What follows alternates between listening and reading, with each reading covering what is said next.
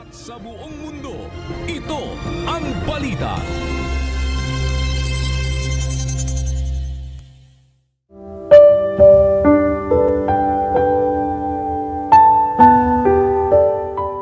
At walang anumang nilalang na hindi nahahayag sa kanyang paningin.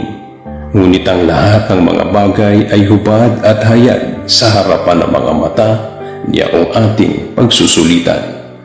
Hebreo 4:13.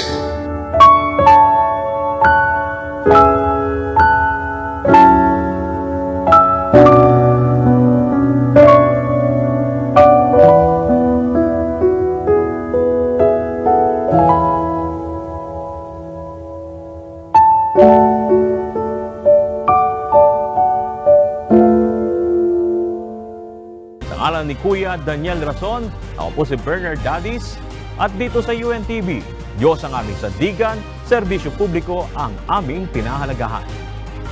Magandang tanghali.